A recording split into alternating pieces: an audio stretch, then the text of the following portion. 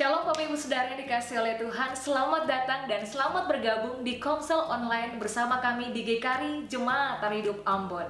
Sebelumnya saya akan mengarahkan Bapak Ibu Saudara untuk mengikuti arahan Komsel Online dengan benar.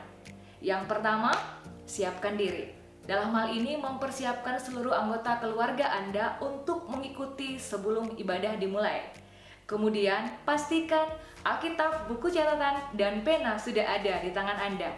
Yang kedua, siapkan hati. Dalam hal ini bergairah dan antusias untuk beribadah kepada Tuhan, untuk menikmati hadirat Tuhan dan cinta akan Tuhan. Ikuti setiap sesi yang sedang berlangsung, selayaknya kita sedang mengikuti komsel. Yang ketiga, siapkan pikiran. Dalam hal ini, fokus untuk Tuhan dalam setiap sesi ibadah, selayaknya Anda sedang duduk mengikuti komsel. Ingat, jangan menyibukkan diri dengan urusan kerumah tanggaan, pekerjaan, dan lain-lain. Fokus dari awal sampai akhir ibadah.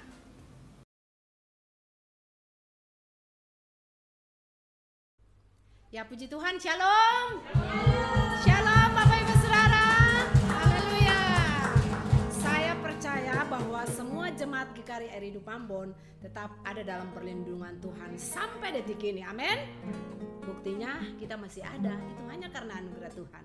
Oleh sebab itu, mari sama-sama kita angkat pujian ini. Mazmur 23, Tuhan adalah gembalaku yang baik. Sama-sama kita bertepuk tangan dan kita tinggikan Dia. Haleluya.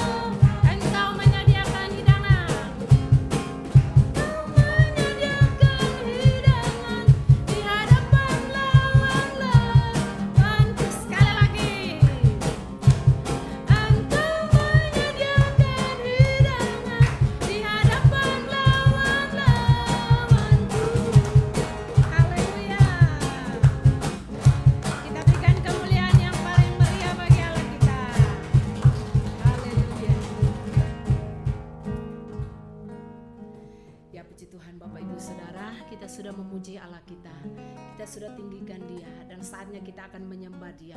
Dalam keadaan apapun, ingat bahwa Tuhan itu gembala yang baik bagi kita. Dalam suka maupun duka, dalam susah, sakit, dalam senang, dalam tanda cawaria, kita tetap menikmati kebaikan-kebaikan Tuhan sampai detik ini. Sebab itu di dalam sikap doa, sikap tubuh yang baik, dengan sikap hati yang baik, kita akan menyembah Allah kita. Kita tinggikan Dia, sebab Dia penguasa hidup kita. Haleluya. Kami memuji-Mu, kami menyembah-Mu Yesus Tuhan. Mari sama-sama kita menyembah Allah kita. Kita buka suara kita, Bapak Ibu yang ada di rumah maupun yang ada di tempat ini. Mari kita sembah Dia. Apapun masalah persoalan hidup kita, kita taruh itu di kaki Tuhan. Dan kita menyembah Allah kita, Raja kita, kekuatan kita dan perisai kita. Kami memuji-Mu Bapa, kami meninggikan nama-Mu Yesus Tuhan. Ya Tuhan kami, Allah kami, Raja kami, kekuatan kami, Allah kemenangan kami. Kami masyurkan nama-Mu Yesus Tuhan. Oh, haleluya, haleluya, haleluya, haleluya. Kami muliakan nama-Mu. Selamat malam Bapa, selamat malam Yesus, selamat malam Roh Kudus, selamat datang di tempat ini. Kami memuji-Mu, kami menyembah-Mu.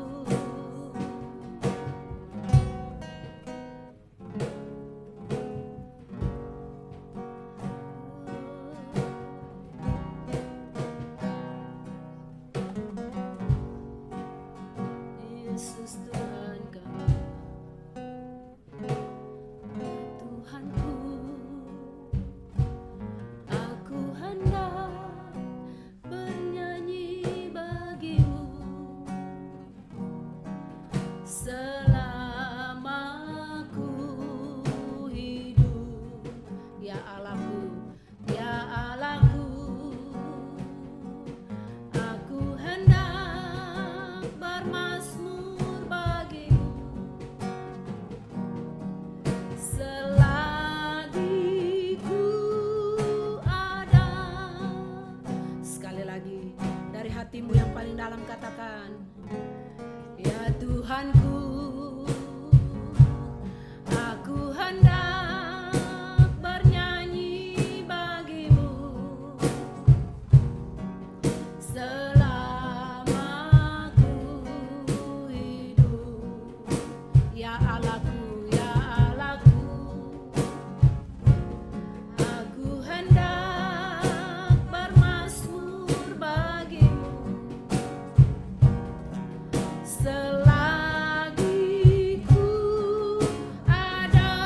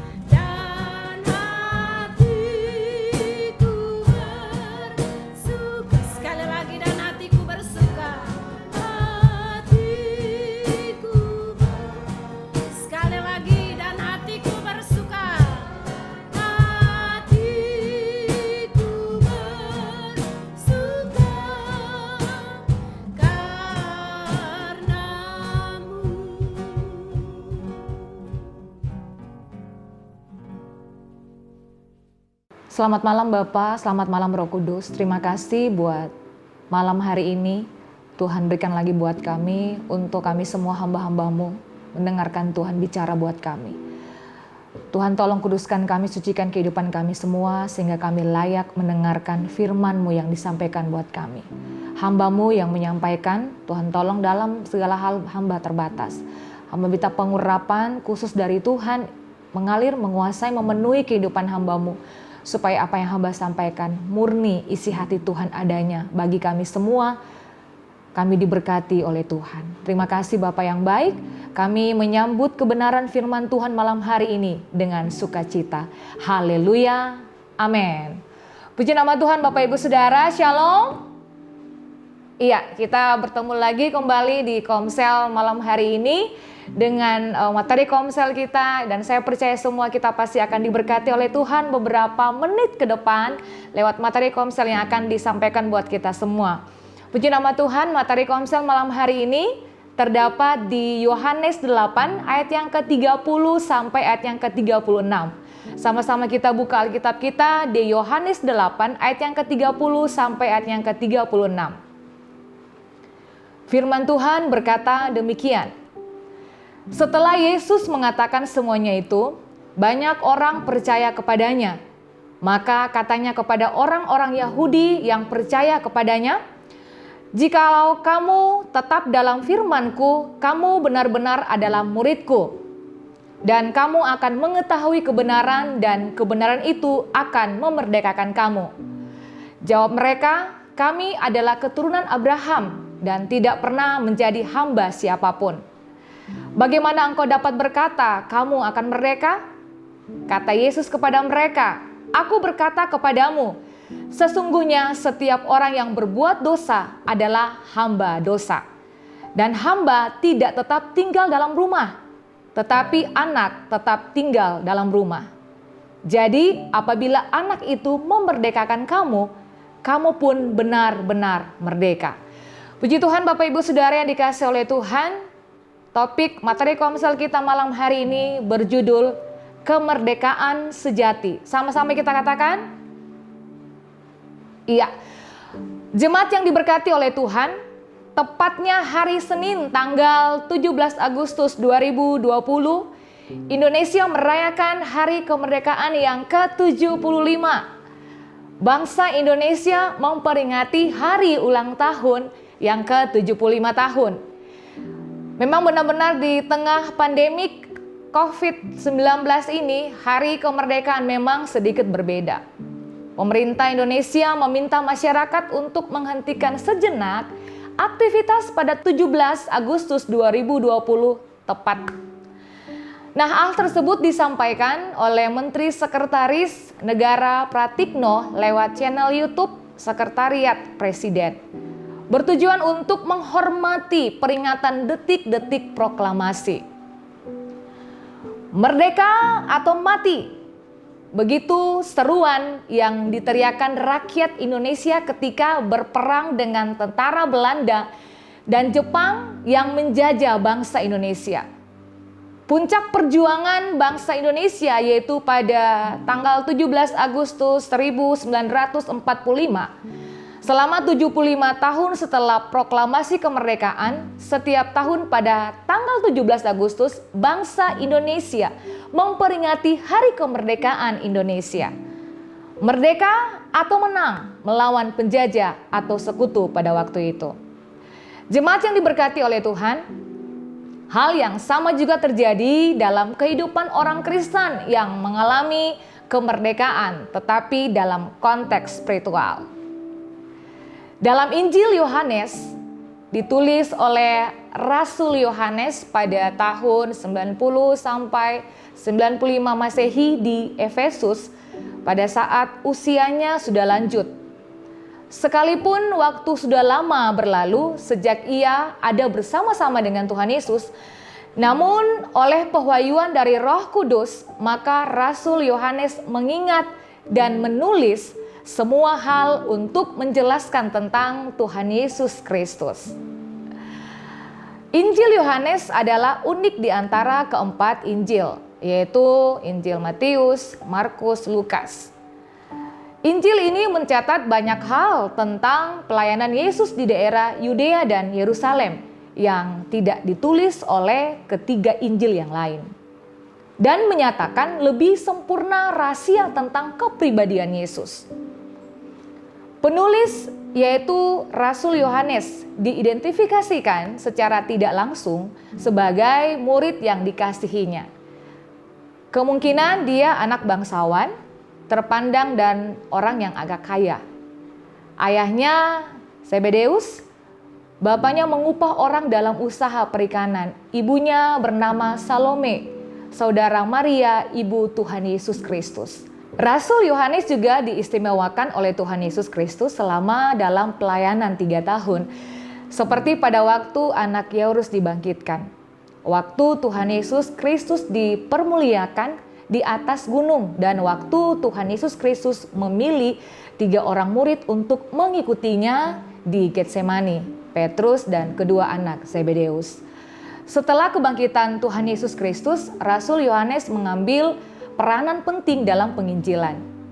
Dari semua keterangan ini dapat kita bayangkan betapa penting pekerjaan Rasul Yohanes dalam penginjilan pada abad pertama itu.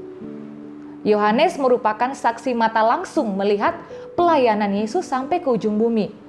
Seperti firman Tuhan Yesus yang kita baca dalam Injil Yohanes 8 ayat yang ke-30 sampai ayat yang ke-36 tadi. Setelah Yesus mengatakan semuanya itu, banyak orang percaya kepadanya. Maka katanya kepada orang-orang Yahudi yang percaya kepadanya, "Jikalau kamu tetap dalam firman-Ku, kamu benar-benar adalah murid-Ku.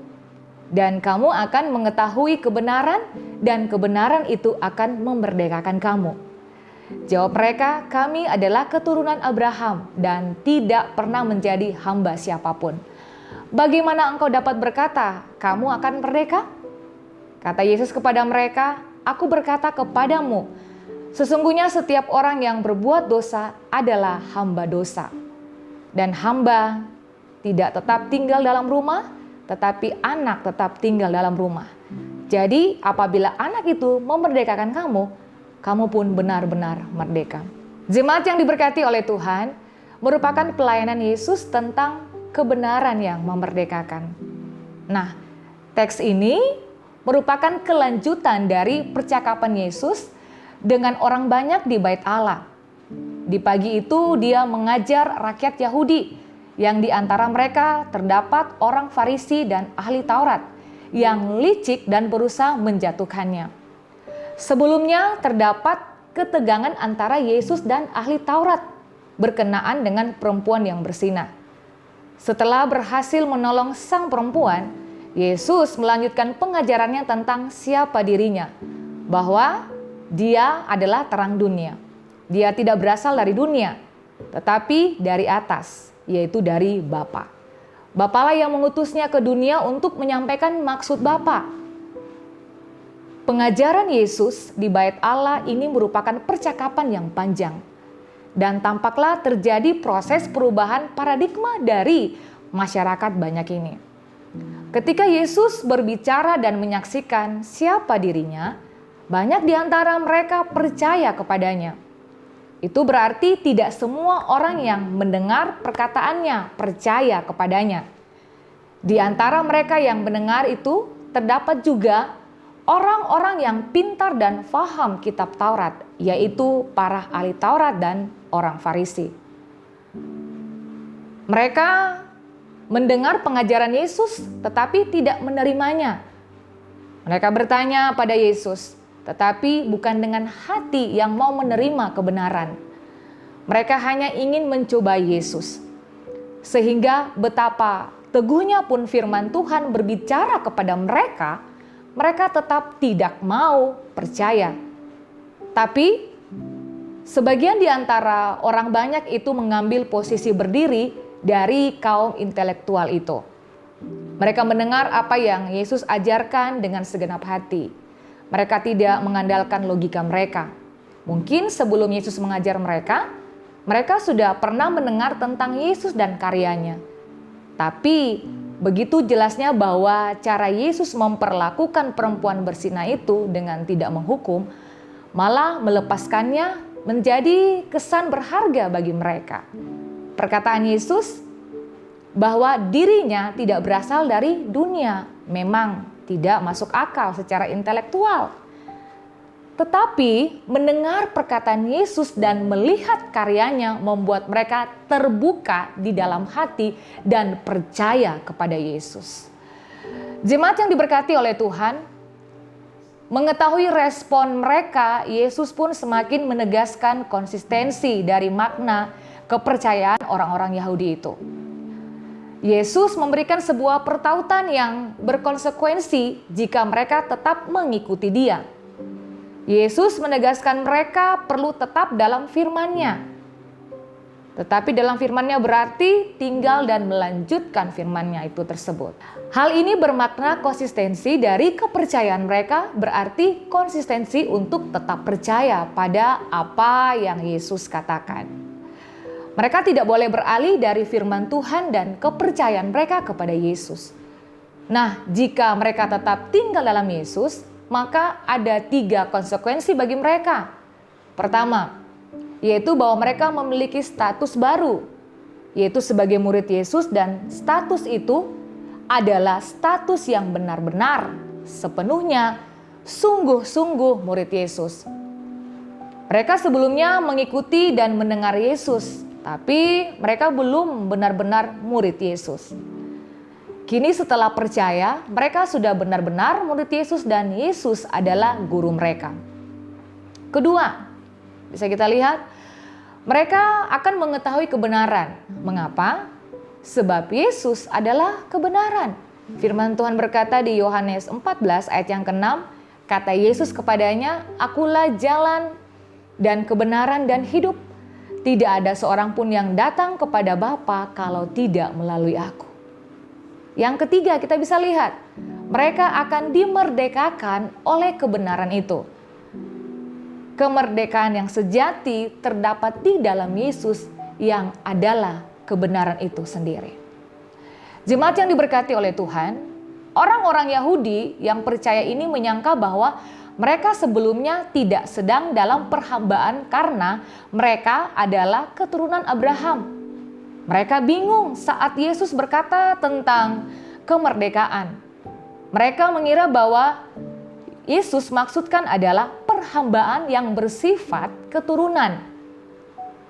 Mereka mengenal makna keumatan akibat pemilihan Allah atas Abraham. Tetapi mereka masih memandangnya secara nasional atau bangsa, bukan rohani. Yesus memberikan pemahaman yang lebih jauh lagi daripada sekedar keterpilihan yang nasionalis. Maksud Yesus dengan perhambaan adalah keterikatan dan perbudakan secara rohani, yaitu hamba dosa. Setiap yang berbuat dosa adalah hamba dosa. Jadi, kemerdekaan yang Yesus maksudkan adalah kemerdekaan dari perhambaan akan dosa. Jika Yesus mengetahui bahwa kebenaran itu akan memerdekakan mereka, itu berarti bahwa mengetahui kebenaran di dalam firman Tuhan akan membebaskan mereka dari dosa. Sebelum tinggal di dalam firman-Nya, mereka adalah orang-orang Yahudi yang belum mengalami pembebasan dari dosa. Itulah sebabnya, sekalipun mereka adalah umat pilihan Allah, dosa tetap berdiam dalam diri mereka. Kemunafikan, ketidakadilan, kebebalan, dan kebobrokan moral akibat dosa menjadi kenyataan nyata dalam hidup mereka. Karenanya, Yesus sedang menawarkan kepada mereka sesuatu yang baru. Kemerdekaan sejati tidak didasarkan atau maksud nasional atau bangsa, tetapi kelepasan dari segala dosa dan pengaruhnya yang menghancurkan. Yesus semakin memperjelas pengertian tentang kemerdekaan ini. Sebagai orang-orang yang terbebas dari dosa, maka status dari orang-orang Yahudi yang percaya ini tidak lagi sebagai hamba, tetapi sebagai anak. Sebagai anak mereka tinggal di rumah, tidak lagi di luar seperti hamba. Maksudnya adalah mereka punya hak waris tinggal di dalam rumah Bapa. Kemerdekaan sejati menempatkan mereka dalam status dan wilayah yang baru, yaitu wilayah di mana Allah sepenuhnya berada. Kemerdekaan yang benar-benar merdeka adalah diakibatkan oleh anak itu, yaitu Yesus sendiri. Yesuslah yang sanggup untuk memberikan kemerdekaan sejati. Dan kemerdekaan yang sejati itu adalah kebebasan dari perbudakan dosa. Yang percaya katakan amin. Bapak Ibu Saudara yang diberkati oleh Tuhan, di balik latar belakang pembicaraan tentang firman Tuhan yang terdapat di Yohanes 8 ayat yang ke-30 sampai ayat yang ke-36, yang menjadi makna penting dari kemerdekaan sejati adalah, sekali lagi, yang menjadi makna penting dari kemerdekaan sejati adalah yang pertama, diangkat menjadi anak Allah. Haleluya. Sama-sama kita katakan, puji Tuhan. Efesus 1 ayat yang keempat sampai ayat yang ke-6 firman Tuhan berkata demikian. Sebab di dalam Dia Allah telah memilih kita sebelum dunia dijadikan, supaya kita kudus dan tak bercacat di hadapannya. Dalam kasih Ia telah menentukan kita dari semula oleh Yesus Kristus untuk menjadi anak-anaknya sesuai dengan kerelaan kehendak-Nya, supaya terpujilah kasih karunia-Nya yang mulia yang dikaruniakannya kepada kita di dalam Dia yang dikasihinya. Jemaat yang diberkati oleh Tuhan, pertama-tama marilah kita mempertimbangkan status tinggi kita di dalam Tuhan Yesus. Di dalam pasal yang kedua dari surat yang ditujukan kepada jemaat di Efesus, surat yang juga berlaku untuk semua gereja di sepanjang zaman ini. Paulus membuka surat ini dengan perkataan dari Paulus, Rasul Kristus Yesus, kepada orang-orang kudus di Efesus, orang-orang percaya dalam Kristus Yesus. Dan kemudian di dalam pasal 2 yang pertama, Paulus berkata, kamu dahulu sudah mati karena pelanggaran-pelanggaran dan dosa-dosamu. Efesus 2 ayat yang pertama, dan di dalam ayat yang ketiga ia juga berkata bahwa pada dasarnya kamu adalah orang-orang yang harus dimurkai. Kita bisa lihat di Efesus 2 ayat yang ketiga. Tetapi Allah telah menghidupkan kita bersama-sama dengan Kristus Yesus. Ia telah membangkitkan kita juga. Kita bisa lihat di Efesus 2 ayat yang kelima dan yang keenam. Dan sekarang kita lahir kembali di dalam kerajaan juru selamat kita. Itulah apa yang telah Allah lakukan bagi kita ketika Ia menyelamatkan kita, yaitu menghidupkan kita, membangkitkan kita, menjadi kita hidup bagi Allah. Jemaat yang diberkati oleh Tuhan, selanjutnya Paulus berkata dalam pasal yang pertama bahwa Allah telah melakukan sesuatu yang lain bagi kita. Ia bukan hanya telah menghidupkan kita, membangkitkan kita, membuat kita menjadi sensitif akan dosa dan hidup bagi Allah, tetapi Ia juga mengadopsi atau mengangkat kita menjadi anak di dalam keluarga Allah. Kita bisa lihat di Efesus 1 ayat yang kelima, firman Tuhan berkata demikian, dalam kasih Ia telah menentukan kita dari semula oleh Yesus Kristus untuk menjadi anak-anaknya, sesuai dengan kerelaan kehendak-Nya. Status kita dinaikkan menjadi ahli waris. Menurut hukum, jika Anda mengadopsi anak, Anda tidak akan pernah diizinkan atau dapat untuk mencabut hak warisnya. Anda dapat mencabut hak waris dari anak-anak kandung atau anak-anak yang dilahirkan secara natural, tetapi menurut hukum Anda tidak dapat mencabut hak ahli waris bagi anak yang diadopsi. Ia akan tetap menjadi anak Anda selamanya. Itulah cara Allah mengangkat kita menjadi anaknya.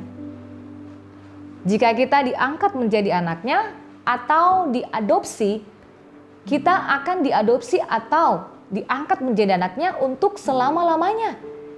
Sekali kita diselamatkan, kita akan tetap diselamatkan untuk selama-lamanya. Jika Anda benar-benar sudah diselamatkan, Anda akan tetap diselamatkan untuk selama-lamanya. Dan sekali kita diangkat menjadi anaknya, kita akan tetap menjadi anaknya untuk selama-lamanya. Wow, luar biasa.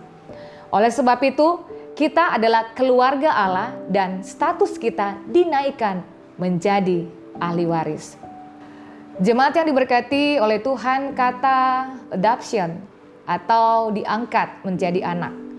Kata Yunani yang digunakan atau diterjemahkan menjadi adoption ini adalah huiothesia.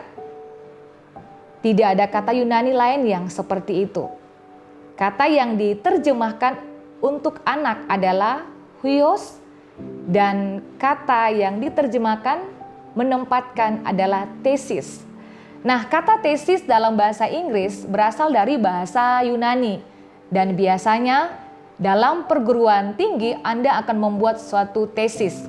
Jadi, kata tesis di sini berarti mengajukan atau menyatakan, dan ketika Paulus menggabungkan kedua kata ini, yaitu huios yang berarti anak dan tesis yang berarti menyatakan atau menempatkan, maka huiothesia berarti menyatakan sebagai anak atau mengangkat sebagai anak. Nah, kata ini khusus digunakan dalam Perjanjian Baru dan tidak akan pernah dapat ditemukan di dalam literatur Yunani lainnya, dan kata ini adalah kata yang khusus bagi Paulus. Hanya Paulus yang menggunakan kata huiothesia ini yang berarti menyatakan atau menempatkan atau mengangkat sebagai anak. Dan di dalam bahasa Inggris kata ini diterjemahkan menjadi adoption, atau dalam Alkitab bahasa Indonesia diterjemahkan menjadi menjadikan anak-anaknya. Wow, kita diangkat menjadi anak dalam kerajaan Allah. Bapak Ibu Saudara dikasih oleh Tuhan, karena kita sudah diangkat menjadi anak-anaknya, maka kita berhak menerima hal-hal yang baik dari sorga. Yang percaya katakan amin. Yaitu kita berhak menerima damai sejahtera, sukacita, kedamaian, ketenangan, kemenangan, kelepasan, dan kemerdekaan yang sejati dari pemiliknya, yaitu Yesus sendiri. Puji Tuhan, Bapak Ibu Saudara yang terkasih dalam Tuhan, itu kebenaran yang pertama yang saya bisa sampaikan kepada Bapak Ibu Saudara yang ada di rumah. Dan kita akan masuk pada poin yang kedua, makna penting dari kemerdekaan sejati adalah yang kedua, yaitu berhak memperoleh janji Bapa. Sama-sama kita katakan. Yohanes 15 ayat yang ke-7 firman Tuhan berkata demikian, "Jikalau kamu tinggal di dalam aku dan firman-Ku tinggal di dalam kamu, mintalah apa saja yang kamu kehendaki dan kamu akan menerimanya." Jemaat yang dikasihi oleh Tuhan, janji Tuhan bagi para murid juga berlaku untuk kita semua orang Kristen yang percaya kepadanya. Sebab kita merupakan pengikut setia Yesus. Akan tetapi yang terjadi sekarang ini adalah timbulnya keraguan terhadap janji Tuhan tersebut. Kita sebagai manusia seringkali merasa takut dan khawatir, bahkan juga cemas. Apakah janji Tuhan itu digenapi dalam kehidupan kita atau tidak? Saya atau tidak? Sekali Tuhan berjanji, sekali lagi Bapak Ibu saya katakan, sekali Tuhan berjanji, pasti Dia tetap menepati bagi setiap kehidupan kita. Yang percaya katakan amin. Sekali lagi, sekali Dia berjanji, Dia pasti akan menepati semua janjinya dalam setiap kehidupan kita. Yang percaya katakan amin. Dan Tuhan selalu mengingatkan jika Ia adalah Immanuel yang menyertai setiap kehidupan kita, yang akan selalu bersama-sama dengan kita. Semua kuasa atas surga dan bumi berada di tangannya, sehingga tidak perlu lagi kita meragukan kuasa dari Tuhan tersebut. Apa yang Tuhan janjikan kepada setiap orang yang percaya kepadanya? Ada beberapa hal yang saya catat di sini Bapak Ibu Saudara, yang Tuhan janjikan buat kita. Yang pertama, dia menjanjikan pengampunan. Dalam 1 Yohanes 1 ayat yang ke-9 tertulis, jika kita sebagai manusia yang sudah mengakui segala kesalahan kita serta dosa kita, maka ia akan menepati janjinya dan akan melakukannya dengan sangat adil, dan ia akan mengampuni semua dosa kita serta membersihkan kita dari semua perbuatan salah yang sudah kita lakukan di dunia ini. Janji yang berikut menjanjikan keselamatan. Dalam Yesaya 49 ayat yang ke-25 dikatakan begini, sungguh beginilah firman Tuhan, tawanan pahlawan pun dapat direbut kembali, dan jarahan orang gagah dapat lolos. Sebab aku sendiri akan melawan orang yang melawan engkau, dan aku sendiri akan menyelamatkan anak-anakmu. Janji yang berikut memperoleh kehidupan kekal. Dalam Yohanes 3 ayat yang ke-16 dikatakan demikian, karena begitu besar kasih Allah akan dunia ini, sehingga ia mengurniakan anaknya yang tunggal, supaya setiap orang yang percaya kepadanya tidak binasa, melainkan beroleh hidup yang kekal. Janji yang berikut, hikmat dalam kebijaksanaan. Dalam Yakobus 1 ayat yang ke-5 juga tertulis, jika ia sudah menjanjikan hikmat kebijaksanaan dan meminta kita yang merasa kekurangan dalam kebijaksanaan untuk memintanya pada Allah, dan Allah akan memberikan kebijaksanaan tersebut pada setiap orang yang meminta. Nah, hal ini bisa terjadi sebab Allah Maha Murah dan penuh dengan belas kasihan akan memberikannya kepada umatnya. Janji yang berikut, janji kesembuhan dan kesehatan. Dalam Markus 16 ayat yang ke-18 firman Tuhan berkata demikian, mereka akan memegang ular dan sekalipun mereka minum racun maut, mereka tidak akan mendapat celaka. Mereka akan meletakkan tangannya atas orang sakit dan orang itu akan sembuh. Janji yang berikut, memenuhi kebutuhan kita dan masalah finansial. Dalam Filipi 4 ayat yang ke-19 firman Tuhan berkata demikian, Allahku akan memenuhi segala keperluanmu menurut kekayaan dan kemuliaannya dalam Kristus Yesus. Janji yang berikut, bahkan memberikan kita promosi, naik pangkat di kantor, proyek-proyek raksasa yang menguntungkan, hak-hak kita diberikan, usaha-usaha kita tetap mengalami peningkatan pada masa-masa pandemi ini. Dan masih banyak lagi janji yang kita terima ketika kita memperoleh kemerdekaan sejati. Puji Tuhan. Saya bacakan firman Tuhan ini buat saudara. Yohanes 15 ayat yang ke-7. Firman Tuhan berkata demikian, jikalau kamu tinggal di dalam aku dan firmanku tinggal di dalam kamu, mintalah apa saja yang kamu kehendaki dan kamu akan menerimanya. Berhak menerima janji, tidak lagi diperbudak oleh dosa. Bapak Ibu Saudara, yang terakhir kita akan melihat makna penting dari kemerdekaan sejati. Merdeka dari budak dosa, kejahatan, hidup di luar Tuhan adalah poin yang ketiga, bersaksi untuk kemuliaan bagi nama Tuhan. Sama-sama kita katakan, puji Tuhan. 2 Timotius 1 ayat yang ke-7 sampai 8 bagian A, firman Tuhan berkata demikian. Sebab Allah memberikan kepada kita bukan roh ketakutan, melainkan roh yang membangkitkan kekuatan, kasih, dan ketertiban. Jadi janganlah malu bersaksi tentang Tuhan kita dan janganlah malu karena aku.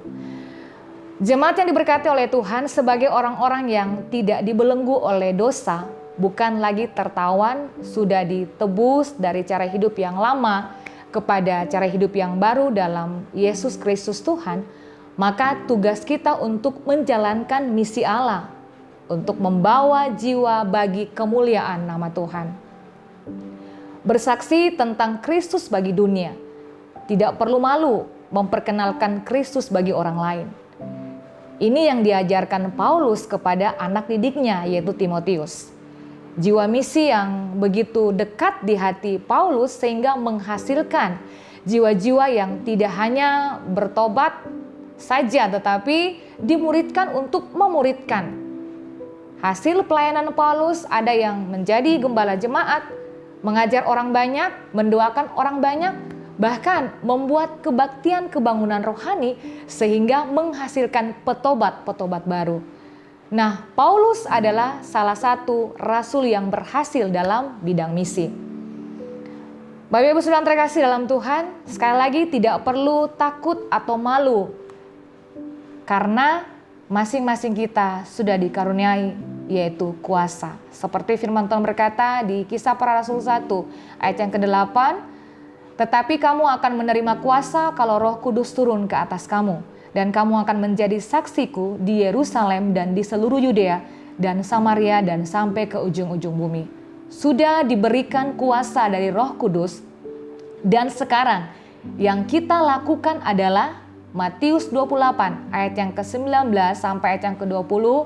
Firman Tuhan berkata demikian, karena itu pergilah, jadikanlah semua bangsa muridku, dan baptislah mereka dalam nama Bapa dan Anak dan Roh Kudus, dan ajarlah mereka melakukan segala sesuatu yang telah kuperintahkan kepadamu. Dan ketahuilah, aku menyertai kamu senantiasa sampai kepada akhir zaman. Puji Tuhan. Bapak Ibu Saudara terkasih dalam Tuhan, untuk mengakhiri materi komsel saya malam hari ini, izinkan saya untuk bersaksi. Saya punya satu kesaksian yang sangat memberkati kehidupan saya secara pribadi, dan ini hanya untuk kemuliaan bagi nama Tuhan.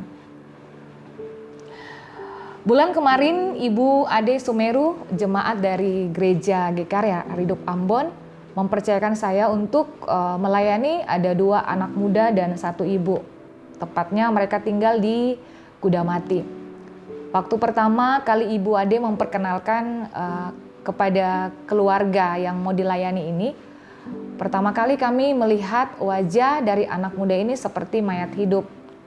Maaf Bapak Ibu, seperti mayat hidup, tidak bisa berbuat apa-apa. Pandangan kosong dan hanya melihat satu arah, satu pandangan saja. Itu hari pertama saya dipercayakan untuk melayani mereka di rumah. Saya bersaksi untuk kebaikan Tuhan. Saya tidak malu Bapak Ibu. Apa yang saya tahu tentang Allah saya ngomong kepada mereka, saya memperkenalkan GKARI, Jemaat Redup Ambon, kepada mereka. Bagaimana gereja ini bergerak dalam alam supranatural atau kuasa supranatural, bergerak dalam dimensinya Allah. Banyak yang mengalami kesembuhan, kelepasan, kebebasan dalam tubuh, jiwa, dan roh. Tuhan kerjakan mujizat lewat gereja ini.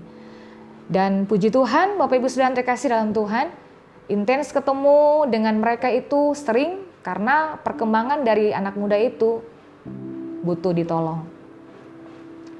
Dan puji Tuhan, hari demi hari melewati proses yang sekali-kali anak muda ini meronta karena roh jahat merasuk tubuhnya. Tetapi tetap melayani mereka, follow up terus setiap hari. Dan puji Tuhan Bapak Ibu Saudara, dengan perhatian yang datang dari Tuhan bagi mereka, minggu kemarin tepatnya anak muda ini berangsur-angsur pulih dan mengambil langkah untuk datang di gereja. Hari Sabtu dan Minggu, 2 anak muda tersebut hadir di ibadah youth, bahkan juga ibadah umum atau ibadah raya. Dan mereka merasakan sesuatu yang beda pada tubuh mereka ketika mereka datang mengikuti ibadah. Pekerjaan Roh Kudus yang dahsyat menjamah mereka sehingga mereka mengalami kelepasan. Wow, luar biasa pekerjaan Roh Kudus dalam diri seseorang akan melepaskan keterikatan mereka dari roh jahat. Untuk itu Bapak Ibu Saudara yang dikasihi oleh Tuhan, anak-anak muda, siapa saja kita, jangan malu bersaksi tentang Yesus kepada siapa saja yang kita temui. Di mana, di jalan, di rumah, di tempat kos kita, tempat tinggal kita, lingkungan kita, jangan malu bersaksi tentang Kristus bagi orang lain. Saya tantang kita semua pada saat ini, mari kita berlomba-lomba untuk bawa jiwa sebanyak mungkin untuk datang di gereja ini, Jemaat Redup Ambon. Dalam kondisi seperti beginilah, banyak orang-orang di luar sana, mereka lapar dan haus akan Tuhan. Maka tergenapilah visi dari almarhum Gembala Sidang, yaitu 1000 jiwa lebih Tuhan bawa di gereja ini. Puji Tuhan, Bapak Ibu Saudara terkasih dalam Tuhan. Oleh sebab itu, ayo mari sama-sama kita bawa jiwa bagi Tuhan. Katakan sampai kiri kanan Bapak Ibu Saudara, ayo bawa jiwa bagi Tuhan. Puji Tuhan, Bapak Ibu Saudara yang dikasih oleh Tuhan, yang paling terakhir, Sekali lagi saya mau katakan, Senin tanggal 17 Agustus 2020 Indonesia merayakan Hari Kemerdekaan yang ke-75. Bangsa Indonesia memperingati hari ulang tahun yang ke-75 tahun yang lalu Indonesia merdeka. Ketika berperang dengan tentara Belanda dan Jepang yang menjajah bangsa Indonesia. Puncak perjuangan bangsa Indonesia yaitu pada 17 Agustus 1945. Mereka dinyatakan merdeka dari penjajahan. Nah, sama halnya dalam dunia spiritual. Ketika Yesus menyerahkan dirinya menggantikan manusia di tiang kayu salib, maka kemerdekaan yang sejati pada manusia itu adalah kebebasan dari perbudakan dosa. Ketika manusia bebas dari pasar dosa atau budak dosa, maka yang pertama kita berhak diangkat menjadi anak Allah. Yang kedua, kita berhak memperoleh janji Bapa tentang pengampunan, keselamatan, memperoleh hidup yang kekal, hikmat dalam kebijaksanaan, janji kesembuhan dan kesehatan, memenuhi kebutuhan kita dan masalah finansial kita, bahkan memberikan kita promosi. Yang ketiga, kita bersaksi untuk kemuliaan bagi nama Tuhan. Yang paling terakhir, saya kutip kalimat yang dikatakan oleh almarhum Pastor Joni Subeda adalah jalan satu-satunya untuk merdeka dari dosa adalah bertobat. Puji Tuhan, yang percaya semua sama-sama kita katakan amin. Mari sama-sama kita akan berdoa, kita akan mengucap syukur buat firman Tuhan yang sudah diselesaikan. Bapak, kami berdoa bersyukur berterima kasih buat firman-Mu. Terima kasih buat kemerdekaan secara rohani yang Tuhan berikan buat kami. Kami bersyukur, kami bebas, kami merdeka dari budak dosa, dari pasar dosa. Dan Tuhan mengangkat kami sebagai anak menerima janji Bapa. Dan kami tidak malu bersaksi buat orang lain tentang Kristus bagi kehidupan kami. Supaya ada hasil, ada buah yang kami nikmati dan orang lain nikmati lewat pelayanan kami. Terima kasih Bapa, diberkatilah semua jemaat Tuhan yang sudah mengambil bagian malam hari ini, yang sudah mendengarkan firman Tuhan. Tolong mereka tidak sekedar didengar, tapi tolong supaya mereka juga melakukan firman Tuhan dalam kehidupan mereka, dalam pekerjaan, dalam bisnis, usaha, karir, pelayanan, di mana saja mereka tetap melakukan firman Tuhan dalam hidup mereka. Dalam kuasa nama Tuhan Yesus, kami berdoa, kami bersyukur kepada Tuhan. Haleluya. Amin. Puji Tuhan, shalom Bapak Ibu Saudara sekalian. Saya sangat percaya bahwa kita semua diberkati lewat kebenaran firman Tuhan di malam hari ini. Dan saatnya kita akan memberi bagi pekerjaan Tuhan. Sebelumnya saya akan menyampaikan beberapa hal penting menyangkut dengan persembahan yang diberikan oleh Bapak Ibu Saudara sekalian. Yang pertama, persembahan Bapak Ibu Saudara sekalian bisa langsung diberikan kepada PKS Bapak Ibu Saudara sekalian. Yang kedua, persembahan Bapak Ibu Saudara sekalian bisa langsung dibawa ke gereja pada setiap hari kerja, dimulai dari hari Selasa sampai dengan hari Jumat, jam 9 pagi sampai dengan jam 4:30 sore.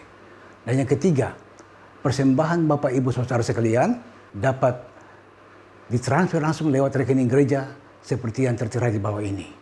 Saatnya kita akan memberi, namun sebelumnya saya akan menyampaikan satu firman Tuhan yang menjadi berkat, yang menjadi dasar bagi kita untuk memberi bagi Tuhan. Di dalam Amsal 11 ayat 25, demikian firman Tuhan. Siapa banyak memberi berkat, diberi kelimpahan. Siapa memberi minum, ia sendiri akan diberi minum. Dengan dasar firman Tuhan inilah kita akan memberi bagi Tuhan. Mari kita berdoa, angkat persembahan di tangan Bapak Ibu Saudara sekalian, dan kita akan berdoa. Bapa, kami bersyukur lagi Tuhan untuk kesempatan yang Tuhan berikan bagi kami memberi bagi pekerjaan Tuhan. Sebelumnya kami berdoa supaya Tuhan sucikan, kuduskan persembahan yang kami berikan ini. Supaya layak dipakai, layak digunakan untuk pekerjaan Tuhan. Terima kasih Bapa, terima kasih Tuhan. Kami berdoa kiranya Tuhan kau memberkati pekerjaan kami, keluarga kami, anak-anak kami dengan pendidikan mereka. Semuanya diberkati Tuhan. Terima kasih Bapa yang baik. Di dalam nama Tuhan Yesus kami berdoa. Haleluya. Amin. Ya puji Tuhan, sambil persembahan dipungut, kita angkat pujian ini bersama-sama. Ajaib, sungguh ajaib.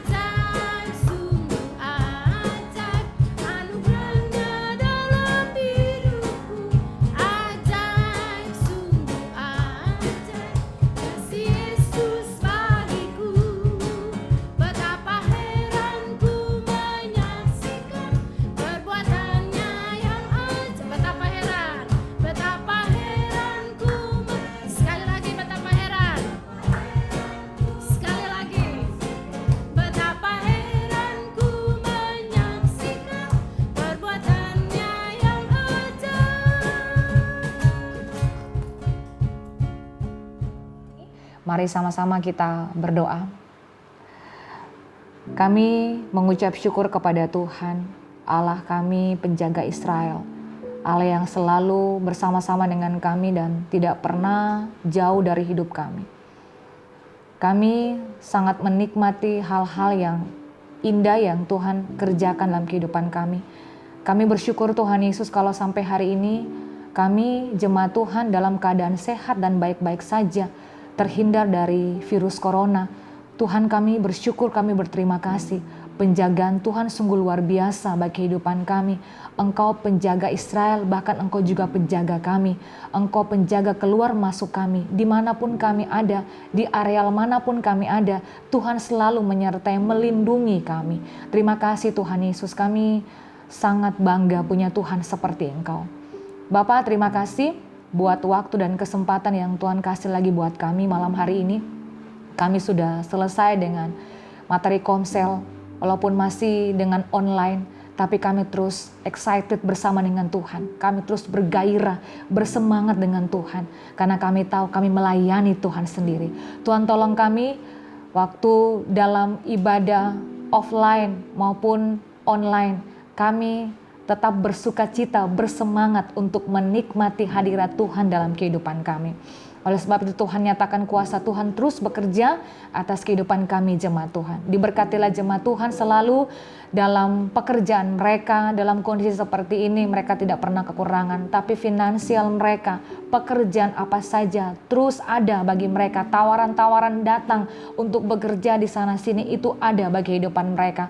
Bahkan jemaat Tuhan yang sementara merindukan supaya usaha-usaha mereka berhasil sukses itu terjadi bagi kehidupan mereka. Kami percaya Tuhan tidak akan pernah meninggalkan mereka sendiri. Terima kasih Bapak, jemaat Tuhan juga yang sakit kami percaya oleh bilur-bilur Yesus sendiri masuk dalam tubuh mereka dan mereka mengalami kekuatan, mereka mengalami kesembuhan total daripada Tuhan. Kami terus perkatakan tidak ada yang terpapar virus corona di gereja ini. Dalam nama Tuhan Yesus semuanya sehat, semuanya baik-baik saja. Kami deklarasikan, kami perkatakan iman kami kepada Tuhan. Dalam nama Yesus, sekali lagi yang sakit Tuhan Yesus sembuhkan mereka. Kami berdoa, kami berterima kasih kepada Tuhan. Kami terus berdoa untuk tim caretaker di gereja ini, khususnya bagi Mama Gembala. Kami berdoa supaya terus penghiburan, kekuatan, kemampuan kesehatan Allah terus menjadi bagian dalam kehidupan beliau. Pewahyuan, hikmat Allah, kata-kata nubuatan terus tercurah atas kehidupan beliau. Mengalami sukacita penuh, sukacita transformasi terus menjadi bagian dalam kehidupan beliau. Bahkan anak-anak beliau juga diberkati oleh Tuhan.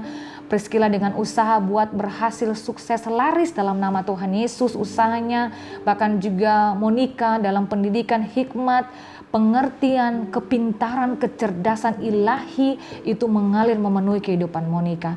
Di dalam kuasa nama Tuhan Yesus, lewat keluarga ini menjadi patron model bagi jemaat GKRI Arihidup Ambon. Kami juga berdoa buat Pastor Ewin dengan keluarga. Kami berdoa supaya Tuhan memberkati. Rumah tangga diberkati juga oleh Tuhan. Impian-impian mereka, apa yang mereka damba-dambakan, kami percaya Tuhan genapi itu bagi kehidupan mereka. Semua jemaat Tuhan, apa yang mereka mimpikan, apa yang mereka inginkan, apa yang mereka butuhkan, Engkau Allah Jehovah Jireh, Engkau Allah yang selalu mencukupi itu bagi kehidupan mereka. Engkau Allah Immanuel yang menyertai setiap kehidupan mereka. Terima kasih hamba-hamba Tuhan yang ada di gereja ini. Tuhan tolong kesehatan daripada Tuhan menjadi bagian dalam kehidupan mereka. Keluarga, anak-anak mereka juga diberkati oleh Tuhan. Terima kasih Bapak yang baik. Kami berdoa perlindungan penjagaan Tuhan khusus bagi kota Ambon, kota kami tercinta, di mana Tuhan menempatkan kami di kota ini. Berkat-Mu mengalir memenuhi kota Ambon. Terima kasih Bapak yang baik. Kami berdoa, kami bersyukur, berterima kasih. Kami sudah selesai dengan materi komsel kami malam hari ini. Mari Roh Kudus berkati kami dengan berkat-Mu yang begitu melimpah. Mari Bapak Ibu Saudara yang ada di rumah, kita angkat tangan kita dan terima berkat daripada Tuhan. Warisan berkat Abraham, Ishak, Israel tercurah mengalir memenuhi kehidupan kami. Kekuatan, kemampuan, kesehatan daripada Allah tercurah atas kehidupan kami. Berkat yang berkelimpahan, bukan menetes tapi tercurah itu mengalir memenuhi rumah tangga kami, pribadi kami, bahkan pelayanan kami. Apa saja yang kami kerjakan dibuat berhasil sukses, nama Tuhan dimuliakan dimuliakan, nama Tuhan ditinggikan atas kehidupan kami. Terima kasih Bapak, ketika kami diberkati oleh Tuhan, kami tidak segan-segan untuk memberkati orang lain yang membutuhkan pertolongan dari kami. Dalam kuasa nama Tuhan Yesus kami berdoa, kami bersyukur sebab Tuhan itu baik. Bahwasanya untuk selama-lamanya kasih setia Tuhan. Haleluya. Amin. Shalom, selamat malam. Tuhan Yesus memberkati kita semua.